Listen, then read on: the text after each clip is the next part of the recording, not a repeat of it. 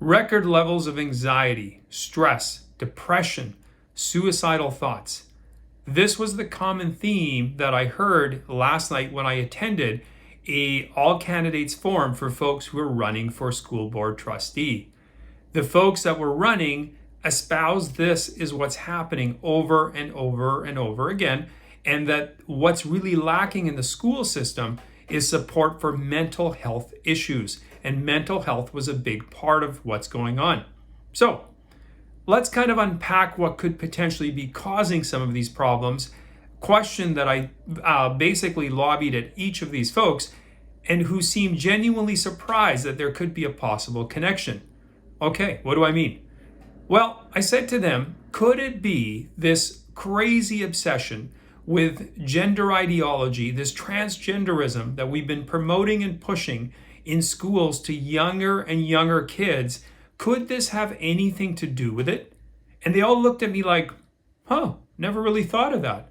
Well, I said, if you've got a 9, 10-year-old and he's a boy or a girl and you're telling them they're the opposite sex and they're hearing something different at home, or they might just be conflicted in their mind because they're 9 or 10. They don't know shit really, okay? Let's be honest.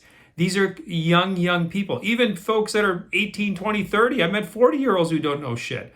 So bottom line is, if they're this young, they're not in touch with everything. They don't have wisdom. Yes, they have a lot of feelings. They have hormones. They have all kinds of things. But wisdom is not what they have. They're relying on the adults in the room to have the wisdom. But based on what I met last night, not a lot of wisdom there either. We've got the blind leading the blind. The children are telling them what needs to be implemented, and the adults are implementing programs that are confusing the children even more, which is causing all of the anxiety, all of the stress. It doesn't take a rocket scientist to figure that part out.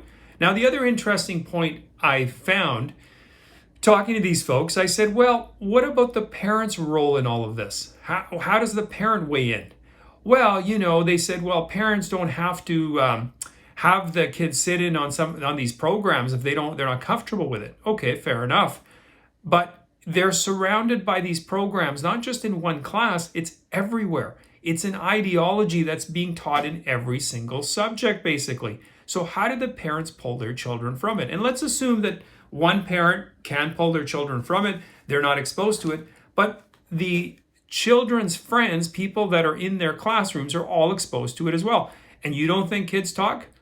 This whole push, this whole transgenderism is a social contagion. I talked to one mother last night who has, if I remember, it was like a 13-year-old who now is identifying as trans. That's right. She said, I don't know what happened. She's now dating another girl because she identifies as a boy, and I'm hoping it's a fad she grows out of. But when the school is reinforcing that ideology and saying, no, you're not confused, darling. It's your mother that's confused. This is what's happening. So if you care about children, if you genuinely care, because today is Truth and Reconciliation Day in Canada, and every child matters.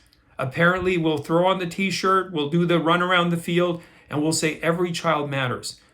Do they really? Or is our goal simply to just confuse the shit out of them so they have anxiety, depression, fear, they have suicidal thoughts, all of these things, because the people that are the adults who are supposed to be knowing the difference between reality and fiction don't seem to know it very well. They seem very confused. So, what can you do? You must do your part. Find out who's running in your local school board elections. Vet these people. Talk to them. Find out what their policies are. What do they stand for? How do they stand on these issues? Find candidates that are running. I guarantee you there will be somebody who's running who's against this madness and insanity. They're out there because parents for the first time are getting actively involved. I'm guilty. I never went to one of these meetings in the past. I always assumed, you know what? Somebody else is taking care of it. They can't be that crazy or insane. I didn't pay a lot of attention. I was busy running a business, raising kids, doing what I thought was important. But you know what? I realize now I neglected my civic duty to be involved in this process. And for that, I'll be eternally sorry for not having done so. But it's not too late. Get involved. Find out who these people are so you know who is helping shape the minds, the thinking of the next generation. Your kids, and even if you don't have kids in school anymore, you could say, well, you know what? My kids, they're grown. It doesn't matter. Hey, you live in a society. You live in a culture. You might have nephews, nieces, grandchildren. Even if you don't have any of those that are in the public school system anymore, you still owe an obligation to your fellow citizens, because remember, every child matters. And we should not be exposing children to insane ideology by adults, misguided adults, I'll say, who think they're doing the right thing, but are far from home as far as reality goes. Anyway, thanks for watching. I do appreciate it. Please post any comments you have in the comment section. You can also follow me on my Rumble, on my Locals account, and I will see you next time.